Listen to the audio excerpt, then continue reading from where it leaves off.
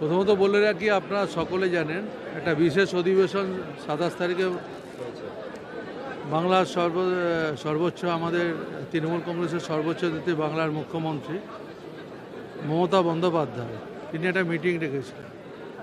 সেখানে কর্মীদের উদ্দেশ্যে তিনি যে কথাটা বলেছেন এবং আমাদের উদ্দেশ্যে যে কথাটা উনি বলেছেন যে ভোটার লিস্ট নিয়ে খুব প্রশ্ন হচ্ছে। ভোটার লিস্টে দেখা যাচ্ছে যে ভোটার লিস্টে ভুতুড়ে ভোটারের কথা উনি বলেছেন এবং সেটা সত্যি।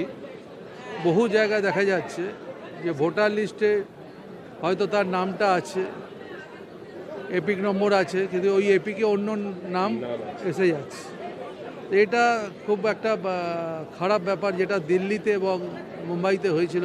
মুখ্যমন্ত্রী বলেছেন, দিদি বলেছেন, এটা আমাদের দেখা দরকার, কারণ 26-এর ভোট সামনে আমাদের আছে।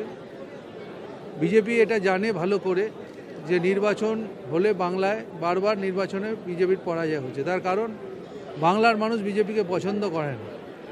বাংলার মানুষ ধর্মনিরপেক্ষতায় বিশ্বাস করে, বাংলার মানুষ কাজে বিশ্বাস করে। মমতা ব্যানার্জি যে কাজ করেছেন এবং যেভাবে তিনি তিনবার নির্বাচিত হয়েছে মানুষের আশীর্বাদ, চতুর্থবারও তিনি নির্বাচিত শুধু হবে না, তিনি বলেছেন আমরা 214টা যেটা সিট পেয়েছিলাম 215 অধিক সিট নিয়ে আমরা আসবো।